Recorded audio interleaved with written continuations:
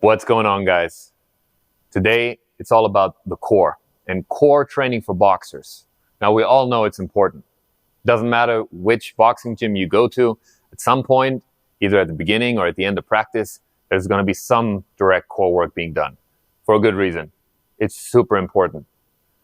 Large correlations have been found between the trunk mass and estimated punch force, which basically means the stronger your core, the harder you punch.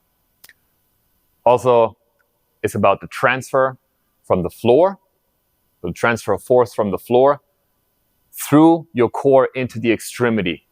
And what is the core? It's basically, a lot of people just think, oh, it's my abs, that's it. Well, yeah, you have your abs, you have your obliques, but don't forget about the low back, the mid back, the serratus, especially in punching actions.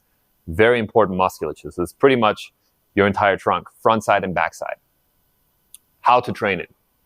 You go to most gyms, a lot of times what you see is super high repetition, just flexion extension work, which, don't get me wrong, I still use it with my athletes. It's not bad, but at the same time, you got to question a little bit.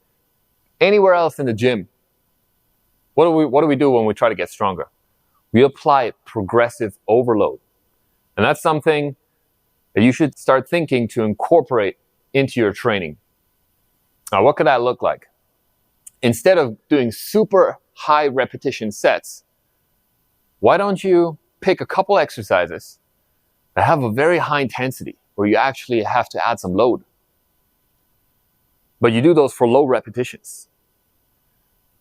Have a couple drills where it's a medium amount of reps and a moderate intensity. And then you can still have one or two drills where you basically go burnout set and go super high reps, like 20, 30, 40, right? Now, how do I like to go about training the core? Me personally, with my athletes, we either put it at the beginning of a training session, kind of like as part of the warm-up, or at the end as a finisher. Some of my athletes also do supplemental core work after like skills practices, after you've hit the bag. Totally depends on your situation, but get it in. I recommend 2 to 3 times a week, at least. And my preferred method to deliver core training is via circuits. Core circuits that involve typically 3 to 5 different exercises. Again, like I said, there's going to be some that will be done for low repetitions, but with relatively high intensity. So if I have a strong athlete, maybe it's something like a standing ab wheel rollout where we try to go all the way out and back. We're not going to do that for 20, 30 reps. This is going to be maybe 6 to 8. Otherwise, you're going to be super, super sore the next day. So we might do that as a high intensity exercise. Some standing side bends. We might go into GHD. Same idea, like some type of side bending action for the obliques. We're going to have potentially a plate row in the GHD where the low back has to hold isometrically, and then we row a bunch of plates so we actually get the back strong. There's tons of different exercises you can choose from, and 3 to 5 sets should take you total about 10 to 15 minutes. And to see whether or not you're making progress from week to week, time yourself. Maybe in the first week you finish a circuit within, let's say, 14 minutes. All right, great. And you had to rest a little bit, like between rounds. Let's say you have 4 exercises, you go through, and then after you've done all those 4 exercises without any rest in between, then you're like, I'm pretty gassed.